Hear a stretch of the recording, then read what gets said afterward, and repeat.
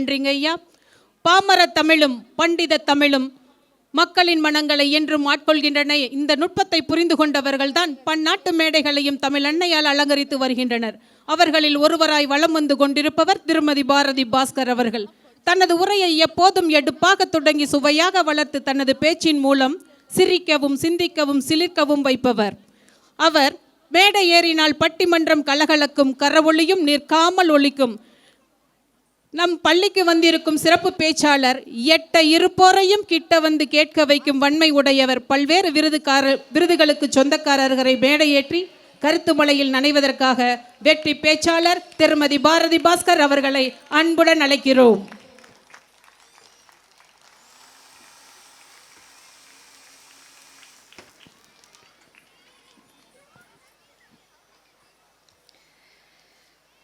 ஆண்டு விழா காணுகின்ற கேஎம்சி பள்ளியினுடைய அனைத்து மேன்மைகளுக்கும் பெருமைகளுக்கும் சிறப்புகளுக்கும் காரணமாக இருந்து கொண்டிருக்கிற இந்த பள்ளியினுடைய அத்தனை பங்குதாரர்களே, தாளாளர் ஐயா அவர்கள் உள்ளிட்ட அனைத்து பெரியவர்களே, அரங்கத்திலே கூடியிருக்கின்ற மாணவ கண்மணிகளே, பெற்றோர்களே, ஆசிரியர்களே, முதலில் உங்கள் பள்ளியினுடைய சிறப்புக்கும் பள்ளியினுடைய எல்லா வெற்றிகளுக்கும் என்னுடைய வாழ்த்துக்களையும் என் பிரார்த்தனைகளையும் இந்த மேடையிலே தெரிவித்துக் கொள்வதிலே மகிழ்ச்சி அடைகின்றேன். இந்த மேடையிலே வீற்றிருக்கின்ற வணக்கத்துக்கும் மரியாதைக்கும் உரிய சின்னசாமி ஐயா அவர்களே, வணக்கத்துக்குரிய சகோதரர் ஆண்டனி சாமி அவர்களே, மரியாதைக்கும் மதிப்புக்கும் உரிய அஸ்வின் சந்திரகுமார் அவர்களே, ஐயா திரு ராமநாதன் அவர்களே, மிகச்சிறப்பான ஒரு முன்னுரையை எனக்கு முன் பேசிவிட்டு அமர்ந்திருக்கின்ற பள்ளியினுடைய கரஸ்பாண்டன்ட் ஐயா அவர்களே, சேர்மன் ஐயா அவர்களே, சிஇஓ ஸ்வஸ்திகா அவர்களே, பிரின்சிபலாக இருக்கின்ற தனலட்சுமி மேடம் அவர்களே, இந்த விழாவில் என்னோடு பங்கேற்று சிறப்பித்து பரிசுகளை வழங்கி மிகச்சிறப்பான ரோட்டரி திட்டங்களை தான் வந்த சில காலங்களுக்குள்ளேயே அறிமுகப்படுத்தி இருக்கிற அன்பு சகோதரர் ரொட்டேரியன் திரு தனசேகர் அவர்களே, இன்றைக்கு பரிசு வாங்கிய குழந்தைகளே, இன்றைக்கு பரிசு வாங்காத குழந்தைகளே, அந்த குழந்தைகளினுடைய பெற்றோர்களே, இந்த பள்ளிக்கு பெருமை சேர்த்து கொண்டிருக்கின்ற இன்றைக்கு விருது வாங்கிய ஆசிரிய பெருமக்களே, ஆசிரியர் அல்லாத ஏனைய பணியாளர்களே, எல்லாருக்கும் என்னுடைய பணிவின் வணக்கங்கள். நான் பொதுவாக திருப்பூருக்கு எப்போ வந்தாலும் நல்லா கை தட்டுவாங்க, நீங்கள் தான் கம்மியாக கை தட்டுறீங்க.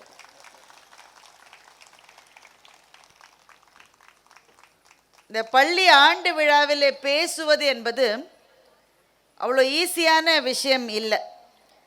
சார் உங்கள் பட்டிமன்றத்தில் நீங்கள் பேசுகிற போது அந்த குரல் எங்கள் வீடுகளெல்லாம் ஒலிச்சிக்கிட்டே இருக்குன்னு சொன்னார். அது கொஞ்சம் ஈஸி. அது ஏன்னா ஒருத்தரை எதிர்த்து பேசுவது ரொம்ப ரொம்ப ஈஸி, பெண்களுக்கு அதுவும் ரொம்ப ரொம்ப ஈஸி. இப்போ எதிர்த்து பேச யாருமே இல்லாமல் நீங்கள் எல்லாரும் இங்கே ஆர்வமாக இருக்கீங்க, ரொம்ப மகிழ்ச்சி. ஆனால் அந்த ஆர்வத்துக்கு பின்னாடி ஒரு சின்ன ஒரு எதிர்பார்ப்பு இருக்கும். ஏன்னா பெரும்பாலும் நீங்கள் வந்திருப்பது உங்கள் பிள்ளைகள் இந்த கலை நிகழ்ச்சிகளில் பங்கேற்பதை பார்ப்பதற்காக நீங்கள் வந்திருக்கீங்க. எவ்வளோ நேரம் பேசுமோ இந்த அம்மா, பட்டிமன்றத்திலேயே நடுவர் பெல் அடித்தாலே முடிக்காது. எப்போ பேசி முடிஞ்சு அங்கே பக்கத்தில் டின்னர் வேறு கொடுக்குறீங்களா சார்? பார்த்தீங்களா, இந்த பேச்சாளர்களை ஒழிக்க பல விதங்களில் பல முயற்சிகள் எடுப்பாங்க. அதில் ஒரு முக்கியமான முயற்சி அந்த அரங்கத்துக்கு பக்கத்திலே டின்னர் கொடுப்பது. அங்கே வேறு நல்ல முருகலாக 4 தோசை போட்டாக்க இங்கே 8 பேர் கிளம்பிடுவீங்க. அதில் பள்ளி ஆண்டு விழாக்களிலே கொஞ்சம் அளவாகத்தான் பேசணும். ஆனால் இந்த மேடையிலே பேசுவதே எனக்கு மிகுந்த மகிழ்ச்சியை அளிக்கிறது. ஒரு பள்ளி எவ்வளவு டிசிப்ளின்டாக இருக்குன்றது பசங்க மட்டும் கேட்டுடுறாங்க.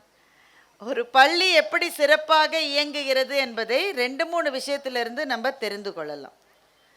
முதல் விஷயம், எந்த பள்ளி அந்த பள்ளியிலே பணியாற்றுகின்ற ஆசிரியர்களுக்கான உரிய மரியாதையும் கௌரவத்தையும் கொடுக்கிறதோ அந்த பள்ளி நிச்சயமாக சிறப்பாக நடக்கும் என்பது என்னுடைய நம்பிக்கை.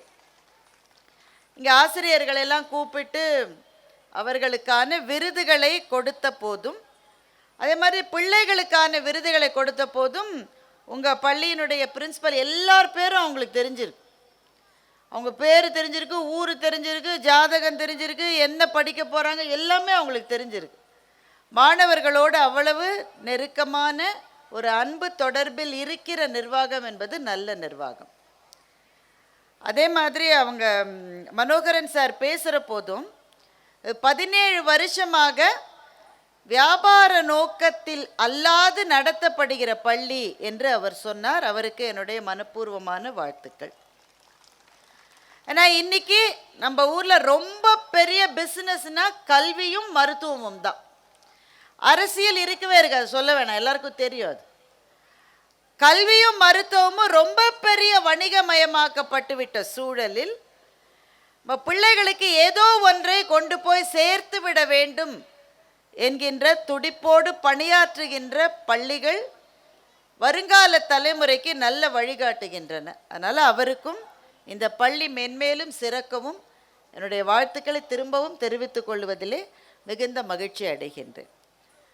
இப்போ நிறைய ஸ்டூடெண்ட்ஸ் எங்கள் முன்னாடி உட்காத்தி வைக்கலன்னு நினைக்கிறேன். அப்படி தானே இருக்கீங்களா? ஸ்டூடெண்ட்ஸ் இருக்கீங்களா இல்லை பேரண்ட்ஸ் தான் இருக்கீங்களா? பேரண்ட்ஸ் தான் பெரும்பாலும் இருக்கீங்க.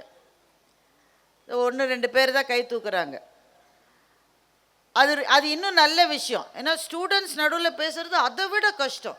டீச்சர்ஸ்லாம் எப்படித்தான் நீங்கள் உயிரோடு இருக்கீங்களோன்னு எனக்கு புரியல. இப்போ நாங்களாம் ஒரு இடத்துக்கு பேச போகிறோங்க. ஆடியன்ஸ் எங்கள் பேச்சை கேட்கணும்னு விருப்பத்தோடு இருந்தால் தான் நாங்கள் பேசுவோம். அப்படி தானே? எங்களுக்கே தெரிஞ்சிடும் ஆடியன்ஸ் விருப்பத்தோடு இருக்காங்களா இல்லையா.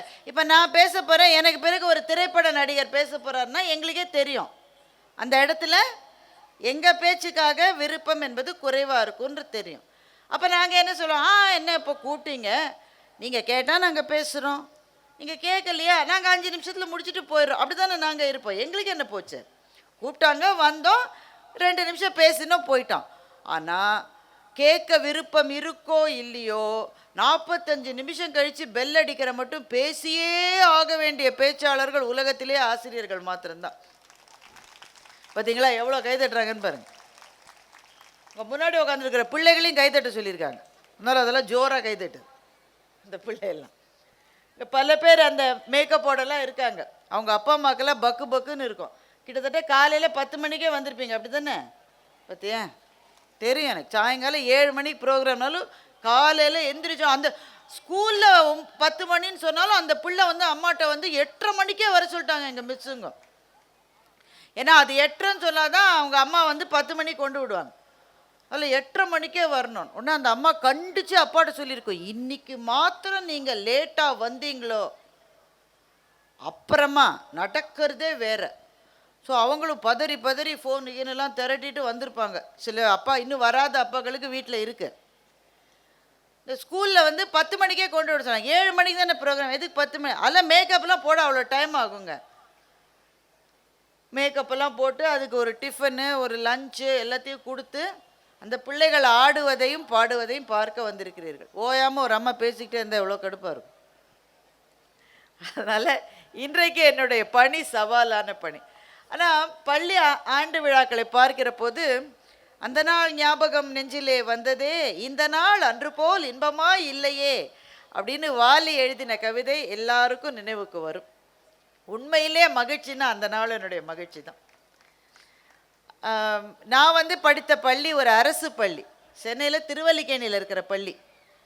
என் பள்ளியில் எனக்கு பெரிய ஒரு பிரச்சனை இருந்தது. அது நிறைய பேருக்கு இருக்கும், இங்கே இருக்கிற ஸ்டூடெண்ட்ஸுக்கெல்லாம் இருக்கும். என்ன பிரச்சனைனா, நாம் படிக்கிற பள்ளியில் நம்ம அக்கா படித்தா அதை விட பெரிய பிரச்சனை எதுவுமே நமக்கு கிடையாது. இந்த 2வதா பிறந்தது 3வதா பிறந்தது, இப்போல்லாம் 3வதெல்லாம் எங்கே? நான் 3வது பிள்ளை, இப்போல்லாம் 2வது இருந்தாலே அதிகம். 2வது பிள்ளைங்க எப்பவும் பேசும், அப்பா அம்மா பேச்சை கேட்காது. பிள்ளைங்க எப்போ போகிற ஒழுக்கமாக இருக்கும், பேசாது, நல்ல பிள்ளையாகவே இருக்கும், நல்லா வேற படிக்கும். இது எப்படின்னே தெரியல, கடவுள் அப்படி படைக்கிறார். ஏம்மா நீங்கள் எல்லாருக்கும் ஸ்நாக்ஸ் கொடுக்கறது அப்புறமா கொடுக்கலாமே, அப்புறம் எனக்கு கூட பக்கு பக்குங்க எனக்கு இல்லாமல் போயிடுச்சோன்னு. நம்ம பேச்சே சில பேர் கேட்குறாங்க, நீங்கள் வேறு நடுவில் ஸ்நாக்ஸ் கொடுக்குறீங்க. எங்கள் பள்ளியில் எனக்கு நேர்ந்த பெரிய விபத்து, எங்கள் அக்கா எங்கள் ஸ்கூலில் தான் படித்தா. இப்போ நான் இப்போ கிளாஸில் என்னை கடவுள் எதற்கு படைத்தார்? உங்களுக்கு தெரியும் தானே, கடவுள் என்ன எதற்கு படைத்தார்? என்ன பேசுறதுக்காக படைத்தார். நான் 2ஆம் கிளாஸ் 3ஆம் கிளாஸில் இந்த மாதிரி மைக்கு ஸ்டேஜில் எனக்கு யாரும் கொடுக்கல. அப்போ நான் யார்கிட்ட பேசுறது? பக்கத்தில் இருக்கிற பிள்ளைகிட்ட தான் பேசுவேன். ஆனால் எங்கள் டீச்சருக்கு அது புரியவே இல்லை. இப்போ டீச்சர் என்ன சொல்லணும்? அவனுக்கு டீச்சர் என்ன சொல்லணும்? நீ ஏன் பேசுகிற? பக்கத்தில் இருக்கிற பிள்ளைகிட்ட அப்படி தானே சொல்லணும். அதில் தானே நியாயம் இருக்குது. எங்கள் டீச்சர் அப்படி சொல்ல மாட்டாங்க. எந்திரி எந்திரி, ஹேமாவோட தங்கையா நீ? எந்நேரம் எங்கள் அக்கா பேரை சொல்லி என்னை கொல்லுவாங்க. வீட்டில் இப்போல்லாம் அப்படிலாம் செஞ்சால் இந்த பிள்ளைங்கள்லாம் அப்பா அம்மாவை வந்து உண்டு இல்லைன்னு பண்ணிடும். எங்கள் அக்காவோடைய பழைய புத்தகம் தான் எனக்கு. அந்த பேரை எச்சில் துப்பி அழித்து என் பேரை நான் எழுதணும். அவளுக்கு சின்னதாக போன யூனிஃபார்ம் தான் எனக்கு. இப்போல்லாம் செஞ்சு பாருங்கள் உங்கள் பிள்ளைங்கிட்ட, கொன்றுவேங்க அவங்கள. இப்போ அதெல்லாம் நடக்காது. எங்கள் ஸ்கூலில் என்ன பண்ணுவாங்க, எப்போவுமே எங்கள் அக்காவை ஆனுவல் டே ப்ரோக்ராமில் சேர்த்துருவாங்க. என்னை சேர்க்கவே மாட்டாங்க. நானும் போய் போய் கேட்டு பார்ப்பேன். ஆனுவல் டேயில் சேர்ந்து கலையை அதெல்லாம் கிடையாது. ஆனுவல் டே ப்ரோக்ராமில் இருந்தால் 1 மாதம் கிளாஸுக்கே போவேணும். அந்த மகிழ்ச்சிக்காக என்னை சேருங்க மிஸ், என்ன உங்கள் அக்கா இருக்கால நீ போன்றுவாங்க. அப்போ அக்கா தான் கிளாஸ் அட்டன் பண்ண முடியாது, நான் அட்டன் பண்ணணும்ல. அதில் ஒரு மகிழ்ச்சி என்னென்னா, கிளாஸ் டீச்சர் ஒவ்வொரு டீச்சருக்கும் ஒவ்வொரு டான்ஸ் இன்சார்ஜ் கொடுத்துருவாங்க. அதனால டீச்சரே ப்ராக்டிஸுக்கு போயிடும். ரொம்ப சந்தோஷமாக இருக்கும் அப்போ கிளாஸில் இருக்கிறது. கடைசியில் என்ன ஒரு டான்ஸில் சேர்த்துட்டாங்க ஒரு டீச்சர். உடனே நான் வீட்டுக்கு போய் செஞ்ச அலப்பறை இருக்கு பாருங்க, வேறு ரேஞ்சு அலப்பறை. அதெல்லாம் எனக்கு ஆரஞ்சு கலர் பட்டு பாவாடை, அப்புறம் அதுக்கு ஒரு அந்த ப்ளவுஸு, அப்புறம் இந்த இது ஜடபில்லை சௌரி, அப்புறம் அது என்னங்க அது குஞ்சலம்மா அது, அப்புறம் ரெட்டு கலர் வளையல். எங்கள் அம்மா பாவம் படாத பாடுபட்டு போய் எல்லாத்தையும் வாங்கிட்டு வந்து அந்த வளையலை மட்டும் ரெட்டு வளையலுக்கு பதிலாக பச்சை கலர் வளையல் வாங்கிட்டாங்க. நான் ஒரு கோவப்பட்டேன் பாருங்கள் எங்கள் அம்மா மேலே. அது எப்படி நீ கலர் மாற்றலாம்? எங்கள் மிஸ் என்ன டான்ஸ்லேருந்து எடுத்துருவாங்க, நீ போய் மாற்றிட்டு வா. இப்போ மாதிரி அமேசான் ஆர்டர் மாதிரியாக நம்ம எல்லாத்தையும் மாற்றுறதுக்கு கடைக்கு போய் எங்கள் அம்மா திரும்ப மாற்றி ரெட்டு வளையலெல்லாம் கொடுத்து, அப்புறம் அன்றைக்கி எங்கள் தெருவே எங்கள் ஸ்கூலுக்கு வந்திருக்கு. எங்கள் மொத்த தெருவும் பள்ளிக்கு வந்திருக்கு. ஏன்னா எங்கள் அம்மா எல்லோரையும் கூப்பிட்ருக்காங்க. என் பொண்ணு டான்ஸ் ஆடுறா, என் பொண்ணு டான்ஸ் ஆடுற. மொத்த தெரு, எதிர் வீட்டு ஆயா, பக்கத்து வீட்டு நாய் எல்லாம் வந்துருச்சு ஸ்கூலுக்கு. எல்லாம் வந்து எங்கள் அம்மா எல்லோரையும் உட்காந்து வச்சுருக்காங்க. ஒவ்வொரு ப்ரோக்ராமாக போகுது. அது அரசு பள்ளியில் அப்போல்லாம் என்ன ஸ்ட்ரென்த்துன்றீங்க, அரசு பள்ளியில் 2500 மேலே இருக்கும். ஒவ்வொரு ப்ரோக்ராம் எல்லோரும் கேட்குறாங்க எங்கள் அம்மா எப்போ வருவா, இதோ அடுத்தது வருவா, எப்போ வரும், இதோ கடைசி ப்ரோக்ராமே வந்துருச்சு. அது மட்டும் நான் வரல, கடைசி ப்ரோக்ராம் இதுலையா வரும், இதில் கட்டாயம் வரும். ஏன்னா கடைசியில் ராமாயணம், ராமர் பிறந்தார், அதுக்கப்புறம் அவர் சீதையை கல்யாணம் பண்ணார், காட்டுக்கு போனார், ராவணன். அது மட்டும் நான் வரல. என்னங்க வருவாளா இல்லையா? வந்துடுவாங்க. கடைசி சீனில் நான் வந்துட்டேன். கடைசி சீன் என்ன? பட்டாபிஷேகம் ராமருக்கு.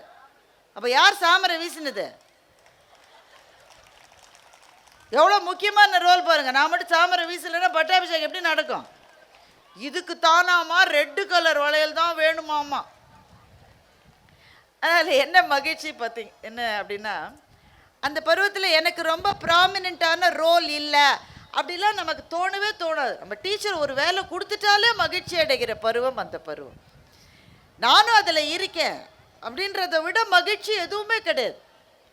டீச்சர் கூப்பிட்டு போர்டை துடைக்க சொன்னால் கூட பெரிய ஹீரோ மாதிரி நம்மளை நினச்சிக்கிற ஒரு இனிமையான பருவம். ஆனால் வளர வளர நம்ம மனது எப்படி மாறி விடுகிறதுல, ஒரு வீட்லேயும் சரி, அலுவலகத்துலேயும் சரி, பிஸ்னஸில், சொசைட்டியில் எனக்கு தான் ப்ராமினன்ஸ் இருக்கணும், மற்றவங்களுக்கு இருக்கக்கூடாது என்று நினைக்கின்ற ஒரு எண்ணம் எப்படி உள்ளே வருகிறது? பிறந்து வந்த போது நெஞ்சம் திறந்திருந்தது அப்படின்னு ரொம்ப குழந்தையும் தெய்வமும் குணத்தால் ஒன்று, குற்றங்களை மறந்துவிடும் மனத்தால் ஒன்று, நடந்ததெல்லாம் நினைப்பதுதான் துயரம் என்று ஞானிகளும் மேதைகளும் சொன்னார் என்று. என்ன அழகான பாடல்கள் அன்றைக்கு. அதில் அந்த குழந்தையினுடைய மனசு எப்படின்னா, எனக்கு தான் முக்கியத்துவம் வேணும்னு நினைக்காது. எங்கள் மிஸ்ஸு, எங்கள் ஸ்கூலு, எங்கள் டீச்சரு, எங்கள் கிளாஸு என்று நினைக்கிற அந்த அருமையான நெஞ்சுடைய குழந்தை பருவத்திலிருந்து மாறி நம்ம வளர வளர என்ன தான் எல்லோரும் பார்க்கணும். அது எப்படி?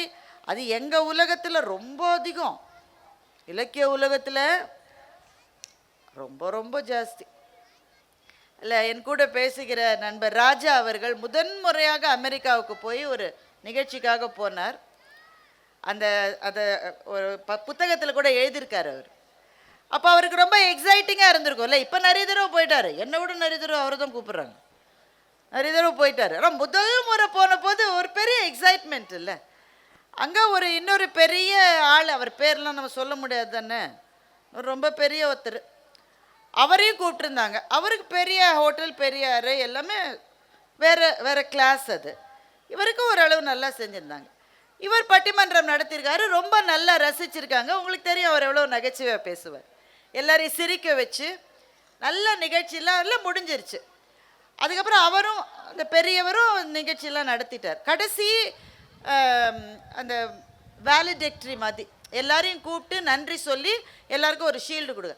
அதில் பாருங்கள், இவருக்கு ஸ்டேஜில் சேரே போடல. அந்த தமிழ் சங்கத்தினுடைய தலைவர், அந்த பெரிய மனிதர், 2 பேருக்கு 2 சேர் மட்டும் ஸ்டேஜில் போட்டிருக்காங்க. இவர் வந்த பிறகு இவரை 4வது ரோலே 5வது ரோலே தான் உட்கார வச்சுருக்காங்க. இவர் உட்காந்துருக்காரு. ஷீல்டு தனக்கு கொடுப்பாரு, ஷீல்டும் கொடுக்கல. இப்போ ஷீல்டு முக்கியம் அல்ல, ஆனால் முதன்முறையாக ஒரு இடத்துக்கு போகிற போது அது ரொம்ப பெரிய விஷயம். அது ஊருக்கு திரும்பி போனால் கேட்பாங்கல்ல, வெறுங்கையை வீசிக்கிட்டு வந்தியான்னு கேட்பாங்க தானே. அப்புறம் இவரை கூப்பிடவும் இல்லை, ஷீல்டும் கொடுக்கல. அப்புறம் இவர் ரூம்லேருந்து கிளம்புற போது ரூமுக்குள்ளே வந்து ஷீல்டை கொடுத்துருக்காங்க, ரகசிய கூட்டம் நடத்துகிற மாதிரி. இவர் கேட்கவே கேட்டார், ஏங்க அதை ஸ்டேஜில் கூப்பிட்டு கொடுத்துருந்தா என்னங்க? இல்லைங்க, செய்ய முடியலைங்க. என்னங்க இது, நீங்கள் தானே கூப்பிட்டீங்க, என்ன நானாவா வந்து பேசினேன்? இன்வைட் பண்ணிவிட்டு இப்படி ஏன் பண்ணிட்டீங்க? இல்லைங்க, நீங்கள் வெளியில் எங்கேயும் சொல்லாதீங்க, அவங்க வெளியில் எங்கேயும் சொல்லாதீங்கன்றதை நான் மேடை போட்டு இப்போ சொல்லிகிட்ருக்கேன். வெளியில் எங்கேயும் சொல்லிடாதீங்க. உங்கள் நிகழ்ச்சிக்கு ரொம்ப நல்ல கைத்தட்டல் கிடச்ச உடனே அவருக்கு அது பிடிக்கல, அதனால் அவர் மேடையில் இருந்தால் நான் மேடைக்கு வரமாட்டேன்னு சொல்லிட்டாரு என்று அவர் புத்தகத்திலே எழுதியிருக்கார். அதனால தான் இதை நான் பகிர்ந்து கொள்ளுகின்றேன். இப்போது வளர வளர நமக்கு பெரிய இன்செக்யூரிட்டி வந்துடுது. எனக்கு தான் முக்கியத்துவம் கிடைக்கணும், நான் தான் லைம் லைட்டில் இருக்கணும். ஆனால் குழந்தைகளாக இருக்கிற நெஞ்சங்கள் ஒரு நாளும் அதை விரும்புவதில்லை. அதனால் இங்கே நிறைய பெற்றோர்கள் இருப்பது எனக்கு ரொம்ப மகிழ்ச்சி. ஏன்னா ஏதாவது அட்வைஸ் பண்ணோன்னா பெற்றோர்களுக்கு தான் செய்யணுமே தவிர குழந்தைகளுக்கு அதை செய்ய வேண்டிய அவசியம் இருப்பதாக நான் நினைக்கவில்லை. பெற்றோர்களாக அப்செட் ஆகிட்டாங்க. குழந்தைகளிடமிருந்து நாம் கற்க வேண்டியது தான் ரொம்ப அதிகமாக இருக்குது. நிறைய பெற்றோர்கள் இருக்கீங்க. இந்த மாதிரியான பள்ளிக்கூடத்தில் சார் சொன்னார், கிட்டத்தட்ட 17 சார் 17 ஸ்போர்ட். இப்போ தான் சொன்னேன், அந்த அம்மாட்ட திரும்ப வந்துருச்சு. அம்மா நீங்கள் ஒரு டீயை குடிச்சுக்குங்க, அப்புறம் முதல் ரோவில் உட்காந்துருக்கிறவங்களுக்குலாம் அப்புறம் கொடுக்கலாம். அவங்க டீயை குடிக்காமல் விட மாட்டாங்க போல இருக்கவங்க.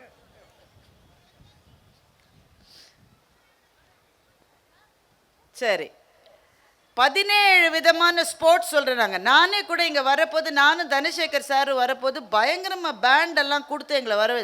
என் கல்யாணத்தில் கூட எங்கள் அப்பா பேண்டு வைக்கல, இந்த ஸ்கூலில் தான் வச்சாங்க. அந்த பிள்ளைங்க விரைப்பாக நின்று அந்த மிலிட்ரி இதோடு செய்யும்போது ரொம்ப நல்லா இருந்தது பார்க்க. சரி, பேண்டு தான் கொடுக்குறாங்கன்னு பார்த்தா 2 பிள்ளைங்க பறந்து வந்தது. எப்படிடா பறந்து வரீங்கன்னு பார்த்தா அந்த ஸ்கேட் பண்ணியே வருது. எங்களுக்கு சாதாரணமாக நடந்தாலே கஷ்டமாக இருக்குது, எப்படித்தான் ஸ்கேட் பண்ணி வருது. வந்து அப்படி நின்று அப்படி அந்த பொக்கேவை கொடுத்தாங்க. சங்கர் படத்தில் கூட அப்படி ஒரு காட்சி வந்தது. அது ஸ்கேட் பண்ணிடலாம். இப்போ என்கிட்ட ஒரு ஸ்கேட்டரை கொடுங்க, நான் ஸ்கேட் பண்ணிவிடுவேன். என்ன பிரச்சனை? நிற்க வேண்டிய இடத்துல நிற்காது, அதுதான் பிரச்சனை. போயிட்டே இருக்கிறது பிரச்சனை இல்லை, சரியான இடத்துல நிற்கணும், அப்போ தான் வெற்றி கிடைக்கும். அந்த மாதிரி பலவிதமான ஸ்போர்ட்ஸை வந்து ட்ரெயின் பண்ணுறாங்க. உண்மையில் இன்றைக்கு ஒரு பெரிய நிறுவனத்தில் போர்ட் ஆஃப் டைரக்டர்ஸில் நான் இருக்கேன், ஒரு வங்கியில் பல்லாண்டுகள் பணியாற்றி இருக்கேன். உங்கள் எல்லா பெற்றோர்கள்ட்டையும் நான் என்ன சொல்ல விரும்புகிறேன்னா, உங்கள் பிள்ளைகள் நன்றாக படிப்பது ரொம்ப முக்கியம், பள்ளி அதுக்கு தான் இருக்குது. ஆனால் இன்றைக்கு நிறுவனங்களில் வேலைக்கு சென்றால் அவர்கள் மிக அதிகமாக அந்த பிள்ளைகளிடம் எதை பார்க்கிறார்கள் என்றால், படிப்பை தவிர மற்ற விஷயங்களில் ஆளுமை எப்படி இருக்கிறது என்பதைத்தான் அதிகமாக பார்க்கிறார்கள். லீடர்ஷிப் ஸ்கில்ஸ்னு சொல்கிறோம். ஒரு இன்டர்வியூக்கு வரும்போது அந்த பிள்ளை நல்ல மார்க் வாங்கியிருக்கோம், அருமையாக படிக்கிற பிள்ளையாக இருக்கும், நான் சொன்னேன்ல, எங்கள் அக்காவை பற்றி சொல்லுவாங்களே எங்கள் டீச்சர்லாம், ஹேமாவின் தங்கையா நீ, அவள் வாய் திறந்து பேச மாட்டாளே, நீ மட்டும் பேசிக்கிட்டே இரு. அது அந்த காலம். எந்த ஒரு வகுப்பில் பேசாத பிள்ளை நல்ல பிள்ளை என்பது அந்த தலைமுறை. பேசுகிற பிள்ளை தான் ஜெயிக்கிற பிள்ளை என்பது தான் இந்த தலைமுறை. இவங்க பேச்சாளராக இருக்காங்க, அதனால் நான் பேச்சாளர்னு ஸ்டேஜில் பேசுறது நான் சொல்லவே இல்லை. ஸ்டேஜில் பேசுறது இஸ் அ டிஃப்ரெண்ட் ஸ்கில். அது சில பேருக்கு தான் வரும், அது வேறு விஷயம். ஸ்டேஜில் முகமாக நின்று பேசுவதுக்கு கூட ஒரு திறமை வேணும். நாங்கள் இன்டர்வியூக்கு கூப்பிடுவோம், மார்க்கை பார்ப்போம். 92 மார்க் ஃபிசிக்ஸில் வாங்கியிருக்கோம். இல்லை, engineering student passed with a distinction. 4 வருஷம் கஷ்டப்பட்டு படிச்சிருக்கான், 8 செமஸ்டர். ஒவ்வொரு செமஸ்டர்லையும் குறைஞ்சது 9 பேப்பர். வேளாண் கல்லூரியில் படிக்கிறாங்களே, கோயம்புத்தூர் வேளாண், உங்களுக்கு தெரியுமா? அவங்களுக்கு ஒவ்வொரு செமஸ்டர்லையும் 12 பேப்பர், 12 தியரி, 12 ப்ராக்டிக்கல். இவ்வளவு படிக்கிறாங்க, நல்ல மார்க் வாங்குறாங்க. நாங்கள் பார்த்து இன்டர்வியூ கூப்பிட்றோம், சாதாரண கேள்வியை கேட்குறோம், பதில் நல்லா தெரியும். சொல்லுவதற்கு ஒரு தயக்கம், ஒரு பயம், வார்த்தைகளிலே வளம் இல்லாத ஒரு நடுக்கம். அப்போ நாங்கள் இன்னொருத்தன் வருவான், இன்னும் சும்மா மார்க் சுமாராக இருக்கும், பேச்சு என்ன பேச்சுன்றீங்க. அவனை ஒரு கேள்வி கேட்பான். இப்போ என்ஜினியரிங் ஸ்டூடெண்ட்ஸுக்கு வாட் இஸ் பெர்னாலிஸ் தியரம், ரொம்ப சிம்பிளான கேள்வி. இதெல்லாம் ஃபஸ்ட் இயர்லேயே படிக்கிறது, பெர்னாலிஸ் தியரம்லாம். இல்லை, ஹவு டஸ் பெர்னாலிஸ் தியரம் நேவிகேட் ஒரு பிளேன் போகுதுன்னா அது பெர்னாலிஸ் தியரம் அதில் இருக்குது. ஒரு பெர்னாலிஸ் தியரத்துக்கும் ஒரு ஏரோப்ளேன் போகிறதுக்கும் என்ன சம்பந்தம்? இதெல்லாம் ஃபிசிக்ஸில் அடிப்படையான கேள்வி. அதை கேட்பான், அவனுக்கு பதில் தெரியாது. ஆனால் அவன் அந்த பதில் தெரியலன்றதை என்ன கான்ஃபிடென்ட்டாக சொல்லுவான் தெரியுமா? I think I studied this in 3rd semester or something. It's little confusing. Why don't you explain it to me? நான் சொல்லிட்டுமே பெர்னாலிஸ் தியரம் என்றால் என்ன. கொஞ்ச நேரம் கழிச்சு தான் நான் கேட்டில்ல இவன் பதில் சொல்லணும். இப்போ இவன் கேட்டு நான் பதில் சொல்லிட்டு இருக்கேன்னு. ஆனால் எங்கள் நிர்வாகம் என்ன சொல்லும் என்றால், நிறைய மார்க் வாங்கினா கூட பதட்டப்படுகிற அந்த குழந்தையை விட எதையும் சமாளிக்கலான்னு இருக்கிற இந்த பையனை போன்றவர்கள் தான் நிர்வாகத்துக்கு தேவை என்று சொல்லுகிறார்கள். இப்போ இது நியாயமா என்றால் நியாயம் இல்லை, இது அறமா என்றால் அறம் இல்லை. ஆனால் உங்கள் குழந்தைகளுக்கு நீங்கள் சொல்லித்தர வேண்டியது, பள்ளி ஆசிரியர்களுக்கும் சரி, நிர்வாகத்துக்கும் சரி, பெற்றோர்களுக்கும் சரி, உங்கள் குழந்தைகளுக்கு நீங்கள் சொல்லித்தர வேண்டியது இந்த காலகட்டத்தில், ஒன்று, அறத்தோடு வாழுங்கள். அறம் என்பது நெஞ்சத்திலே இருக்கும், குடும்பத்திலேருந்து வரணும். அது குடும்பத்திலேருந்து வரணுங்க. காந்தி அவங்க வீட்டுக்கு வந்திருக்காங்கன்னு சொல்கிறாங்க. அவர் வந்த போது ஒருவேளை எனக்கு தெரியல, ஐயாவை நான் இப்போ தான் சந்திக்கிறேன். ஒரு நாற்காலியில் உட்கார்ந்தார்னு வச்சுக்கோங்களேன், அந்த நாற்காலியில் வேறு யாரையும் உட்கார விட மாட்டாங்க அவங்க வீட்டில். அது ஒரு நினைவு சின்னம். எப்போ ஒருத்தர் வந்து உட்காந்து போய்ட்டா அந்த சேலை யாரும் உட்கார அப்படின்னு அந்த வீட்டில் பிள்ளைகள் கேள்வி கேட்க முடியாது. அவர் வந்து சேரு. இப்போது குடும்பத்திலிருந்து மரியாதைகள் கற்றுக் கொடுக்கப்பட வேண்டும். இப்போ அவங்க குடும்பத்திலலாம் பாருங்கள், பெரியவங்களை பார்த்தோன்னு டப்புன்னு கீழே வந்து வணங்குவாங்க. கோயம்புத்தூர் பகுதியில் கூட அந்த மரியாதை உண்டு, பெரியவர்களை வணங்குவது. அப்புறம் வார்த்தைகளில் இனிமே, இதெல்லாம் குடும்பத்திலிருந்து வருவது. கட்டாயமாக உங்கள் குழந்தைகளுக்கு சொல்லுங்கள், அறத்தோடு வாழ வேண்டியது முக்கியம். ஆனால் உன்னை சுற்றி இருக்கிற எல்லாருமே அறத்தோடு தான் வாழ்வார்கள் என்று நீ எதிர்பார்ப்பது ஏமாளித்தனம். இந்த ரெண்டுத்தையுமே நீங்கள் சொல்லித்தரணும். அப்படிதானங்க இருக்கு உலகம் இன்னைக்கு. நீ நல்லா இரு, நீ மற்றவனோட வாழ்க்கையை கெடுக்காத, நீ மற்றவங்களுக்கு துன்பம் தராத.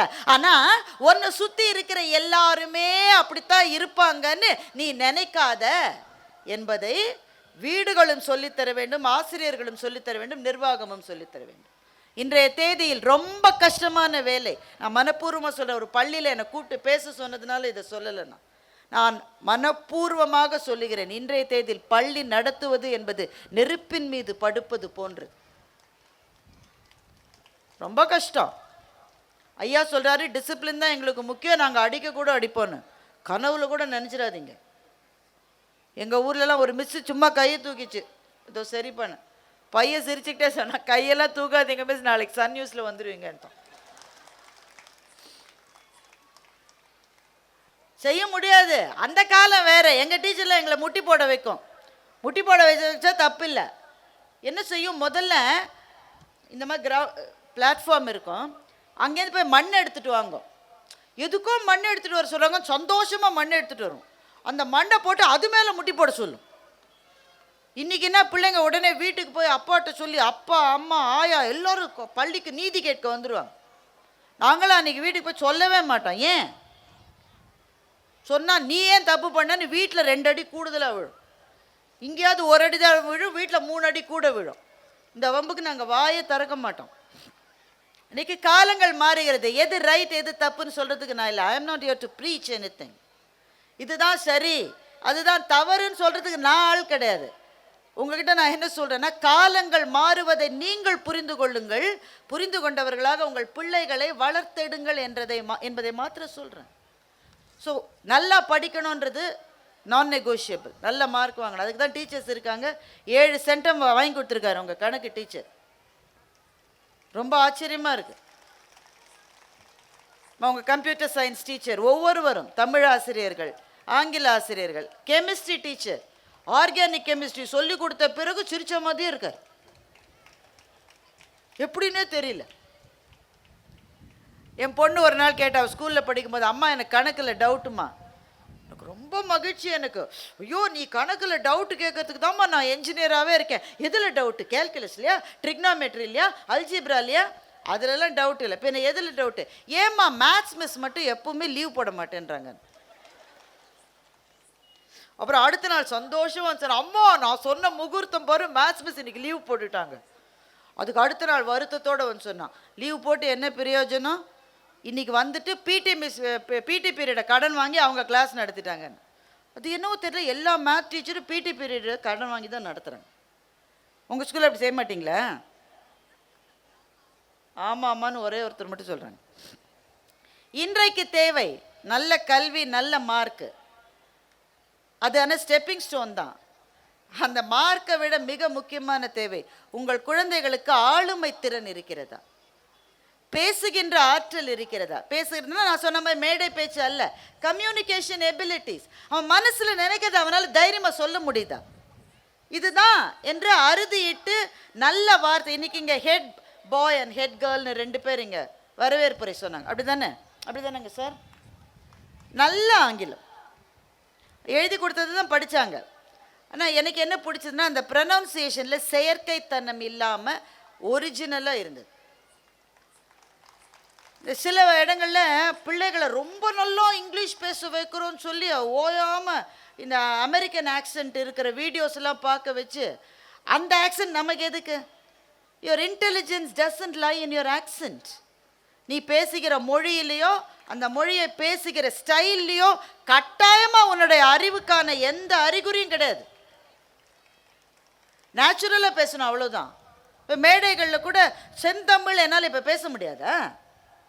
அது ஒரு காலம், அந்த காலம் முடிந்து விட்டது. எனக்கு அந்த தமிழ் தெரியும், எனக்கு தெரியுன்றதுனாலே உங்களை நான் தண்டனைக்கு உள்ளாக்க கூடாது இல்லையா? அப்போ மற்றவர்கள் புரிந்து கொள்ள வேண்டும் என்பது தான் கம்யூனிகேஷனில் ரொம்ப முக்கியமானது. இந்த 2 குழந்தைகளும் தெளிவாக பேசினாங்க. ஒரு அலட்டல் இல்லை, ஒரு ஆர்ப்பாட்டம் இல்லை, இந்த முகத்தை கோணுவது, வாய், அதெல்லாம் இல்லாமல் நேச்சுரலாக பேசினாங்க. அந்த குழந்தைகளுக்கும் அவர்களுக்கு பயிற்சி கொடுத்த ஆசிரியர்களுக்கும் வாழ்த்துக்கள். அப்படி தான் பேசணும், அது போகிறோம், அவ்வளோதான் நமக்கு தேவை. ஆனால் அதை தைரியமாக பேசணும். உங்கள் ஊரில் வந்து இந்த விஷயத்தை சொல்லாமல் போக எனக்கு மனசு இல்லை. தைரியம் தைரியன்ற வார்த்தையை திரும்ப சொல்லிட்டு இருக்கேன்ல, ஏன்? இன்றைக்கு உங்கள் குழந்தைகளுக்கு நீங்கள் அதைத்தான் கற்றுக் கொடுக்க வேண்டும். நான் அதில் தான் ஆரம்பித்தேன், அதில் தான் நான் முடிக்க போகிறேன். நீங்கள் அறத்தோடு இருங்கள் என்று உங்கள் குழந்தைகளுக்கு சொல்லிக் கொடுங்கள். இந்த மண்ணுக்கு என்று ஒரு அறம் இருக்கிறது. உங்களுடைய இந்த மண்ணிலே தான் நின்று உயர்த்திய கொடியை கீழே விடமாட்டேன் என்று ஒரு திருப்பூர் குமரன் அடிபட்டாலும் பரவாயில்லை என்று நின்ற மண் உங்களுடைய மண். இந்த மண் ஒரு புனித பூமி. அது உங்களுக்கு தெரியுமா தெரியாதா? நான் அப்படிதான் நினைக்கிறேன். நீங்க அப்படி நினைக்கிறீங்களான்னு எனக்கு தெரியல. இது ஒரு புனித பூமி. சார், ஆஃபீஸில் போய் ஒரு விஷயத்த சொல்கிறோம், ஐயா இது கரெக்ட் இல்லைங்கன்னு பாஸ்ட்டு சொல்கிறேன்னு வச்சுக்க, sir I don't think this is correct. பாஸ் இல்லை, who are you to say that அப்படின்னா உடனே 8 அடி பின் வாங்கி, ஐயா நீங்கள் சொல்லுவது தான் சத்தியம், அப்படி தானே சொல்கிறோம். நம்ம ஒரு ஸ்டாண்டே நமக்கு கிடையாது. நம்ம விட மேலே இருக்கிறவர்கள் ஒன்றை சொன்னால் அதை வழிமொழிகிற ஒரு தலைமுறை நம்முடைய தலைமுறை. ஆனால் இதே மண்ணிலே தான் திருப்பூர் குமரன். அவன் நினைச்சிருந்தா எவ்வளோ நேரம் இருக்கும் அந்த கொடியை கீழே போட? ஒரு செகண்ட்ல கீழே போட்டிருக்கலாம்ல. அவ்வளோதானங்க ஆயிருக்கும். கையில் கொடியோட ஊர்வலம் போகிறாங்க. போலீஸ்காரன் என்ன சொல்கிறான்? கொடியை பிடிச்சிக்கிட்டு ஊர்வலம் போகக்கூடாது, கலைஞ்சு போங்கன்னு சொல்கிறான். கேட்கல, கழியால் அடிக்கிறான். என்ன ஆச்சரியம் பாருங்களேன். அடிமை இந்தியாவிலே தான் போலீஸ்காரர்கள் அப்படி இருந்தார்கள் என்றால் சுதந்திரம் பெற்று இத்தனை காலத்துக்கு பிறகும் அதே தான் நடந்து கொண்டிருக்கிறது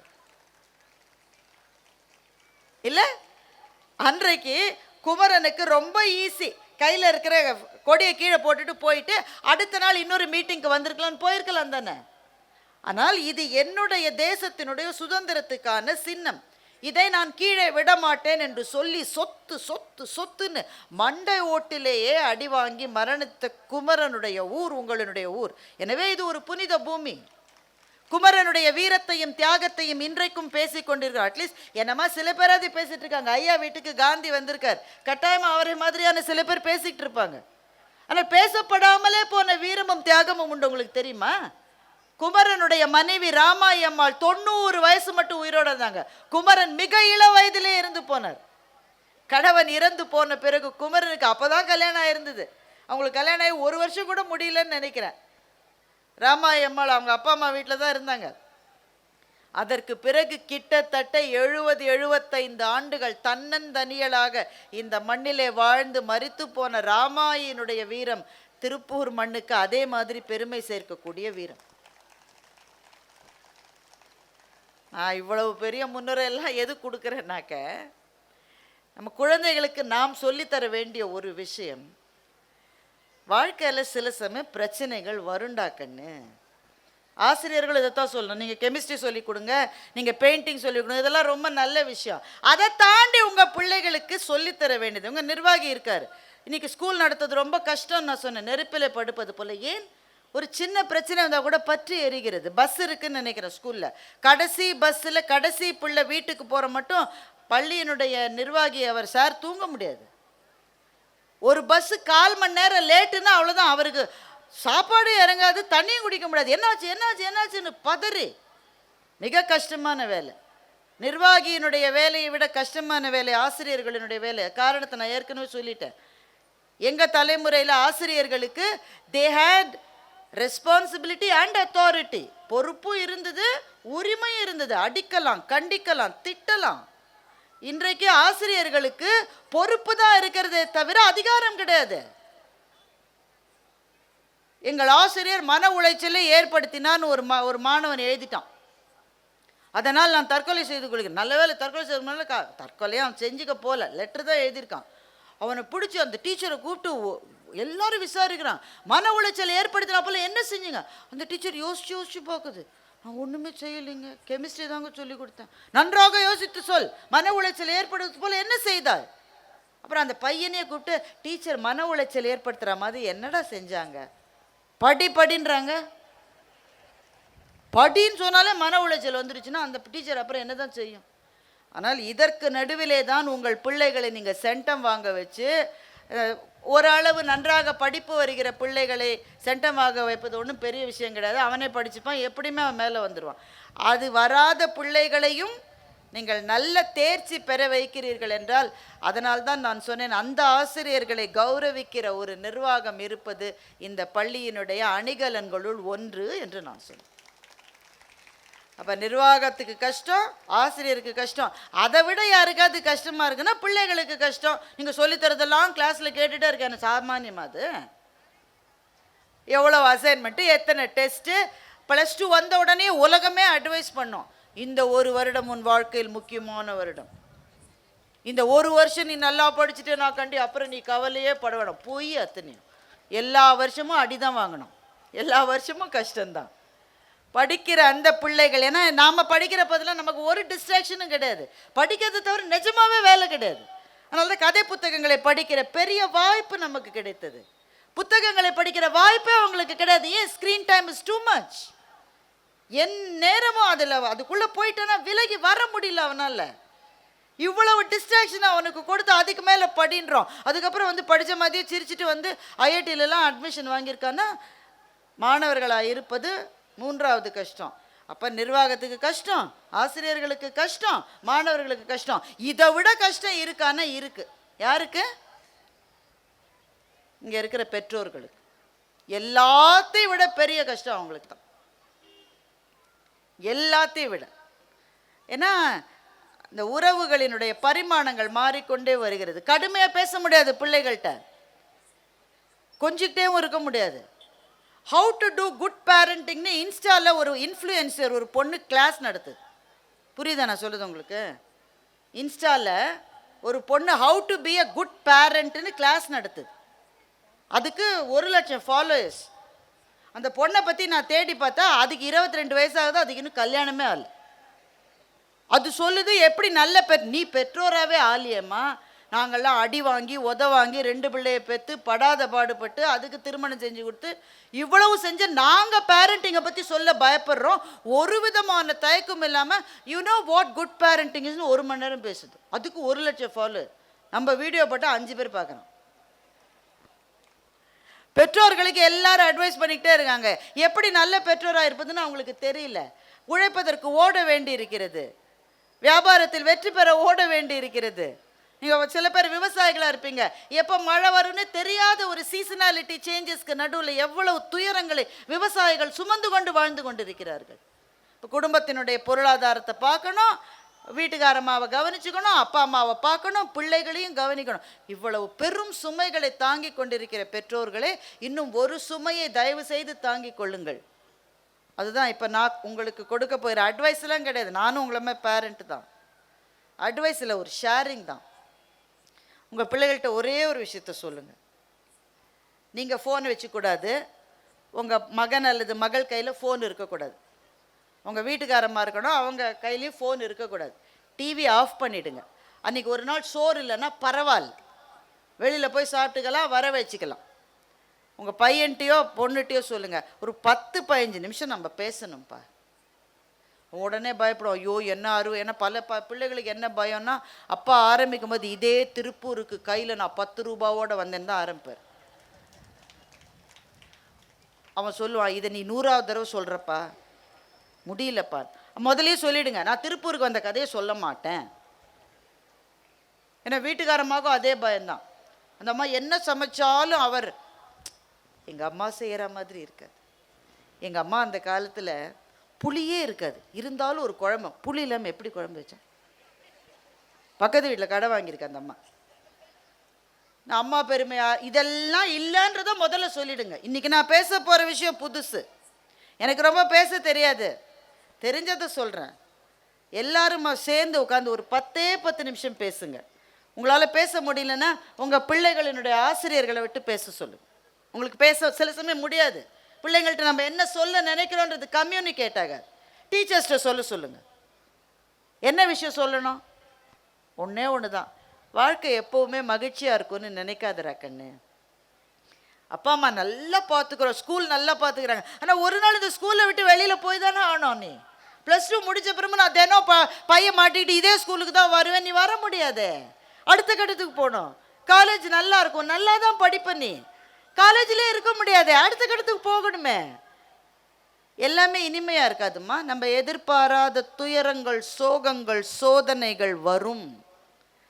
உங்கள் அப்பா மாதிரி, உங்கள் அம்மா மாதிரி, உங்கள் டீச்சர் மாதிரி, உங்கள் நிர்வாகி மாதிரி உனக்கு நல்லதையே நினைக்கிற மனுஷங்க தான் பக்கத்தில் இருப்பாங்கன்னு சொல்ல முடியாது கண்ணு. சில சமயம் பிரச்சனைகள் பல ரூபங்களில் வரும். ஒரு காதல்ன்ற ரூபத்தில் ஒரு பிரச்சனை வரும், அல்லது திருமணம்ன்ற வடிவத்தில் ஒரு பிரச்சனை வரும். நான் என்ன உன்ட்ட சொல்லணும்னு நினைக்கிறேன்னா, பிரச்சனையே வரக்கூடாதுன்னு வேண்டாத கடவுளை. அப்படி கடவுளால் செய்ய முடியாது. எந்த பிரச்சனை வந்தாலும் தைரியமாக நின்று வாழ்ந்து காட்டுவேன்னு மாத்திரம் நீ சொல்லிடா கண்ணு. அது ஒன்று நீ சொல்லிட்டா போதும். சார், ரிதன்யான்னு ஒரு பெண்ணு இறந்து போயிருக்கு சார். நாமெல்லாம் அந்த செய்திக்கு 1 மாதம் எல்லா யூடியூப் சேனல்லையும் பேசிக்கிட்டே இருப்பாங்க, என்னென்னவோ பேசுவாங்க. அதை பற்றி பேசாத சேனல் கிடையாது. இப்போ அடுத்த கேஸ் வந்த உடனே ரிதன்யாவை விட்டுட்டு அடுத்ததுக்கு போயிடுவாங்க. அப்படி தானேங்க? கோர்ட்டில் கேஸ் நடக்கும், நியாயம் ஜெயிக்கும்னு நானும் நம்புகிறேன். உங்களை மாதிரி தண்டனை கொடுக்கப்படும், 10 வருஷம் கேஸ் நடக்குது, இல்லை 5 வருஷம் ஏதோ ஒன்று வச்சுக்கோங்க. அதுக்கப்புறம் சம்மந்தப்பட்ட என்கொயரி ஆஃபீஸர்ஸு, ஜட்ஜு, வக்கீல்கள் எல்லாரும் என்ன செய்வாங்க? வேற கேஸுக்கு போயிடுவாங்க. 2 பேரால வேற எங்கேயுமே போக முடியாது சார். இந்த பொண்ணோட அப்பாவையும் அம்மாவாலையும் வேற எங்கே சார் போக முடியும்? அவங்க எவ்வளவு நாள் வாழறாங்களோ இந்த வேதனையை நெஞ்சத்தில் வச்சுக்கிட்டு தானே 2 ஜீவன் வாழும். அதனால் இங்கே பிள்ளைகள் இல்லை. ஆனால் இல்லாத பிள்ளைகளுக்கும் இருக்கிற பெற்றோர்களுக்கும் ஆசிரியர்களுக்கும் சொல்கிறேன், உங்கள் பிள்ளைகள் வாழணும், அது ஒன்று தான் முக்கியம். உயிரோட நின்று ஜெயிச்சு காட்டுற மட்டும் போராடணும். பிரச்சனை வந்தா, கஷ்டம் வந்தா, என்ன இஷ்யூ வந்தாலும் இது ஒன்றும் இல்லைன்னு உதச்சி தள்ளிட்டு வாழுவது தானே சார் கல்வி நமக்கு கொடுக்கிற மகத்தான சொத்து. அதுதானே கல்வி. எதை கல்வியே இல்லை சார், கல்வியே இல்லை. எங்கள் வீட்டில் சென்னையில் கொரோனா சமயத்தில் எங்கள் வீட்டுக்கு பக்கத்தில் இட்லி கடை போட்டிருக்கு ஒரு அம்மா. வீட்டுக்காரருக்கு கால் இல்லை. கொரோனா சமயத்தில் எல்லாம் அடைச்சாச்சு. 2 வருஷம் வாழ்ந்து காட்டுது சார், வாழ்ந்து காட்டுது. எல்லா தடைகளும் ரிமூவ் பண்ணதுக்கு பிறகு திரும்ப இட்லி கடை வைக்குது. ஆச்சரியமாக இருக்கு எனக்கு. அது அப்படித்தான் கண்ணு. சில சமயம் கடவுள் நல்லது கொடுப்பாரு, சில சமயம் கஷ்டத்தும் கொடுப்பாரு. நம்ம எல்லாத்தையும் சமாளித்து வாழணும் இல்லை சொல்லுது. படிப்பே கிடையாது சார். இப்போ படிக்காத ஒரு சகோதரிக்கு இருக்கிற தைரியம் கல்லூரிக்கு போய் படித்த நம்முடைய குழந்தைகளுக்கு இல்லை என்றால் அது அந்த அந்த பிள்ளைக்கு பெரிய பிரச்சனை இருக்கு. பிரச்சனை இல்லைன்னு நான் சொல்லலை. ஆனால் எது பிரச்சனையை தருகிறதோ அதை தூக்கி போட்டுவிட்டு வாழ்க்கையை தொடர்ந்து நடத்துகிற தைரியம் ஒன்றை கல்விதான் கொடுக்க வேண்டும். சிலதெல்லாம் சரியாக வராது தான், சில சமயம் தப்பு பண்ணும். எனக்கு உங்கள் ஊரை பற்றி தெரியல. இப்போ எங்கள் ஊர்லலாம் கல்லூரி பிள்ளைகளுக்கு அவள் நல்ல இரும்பு மாதிரி இருக்கா.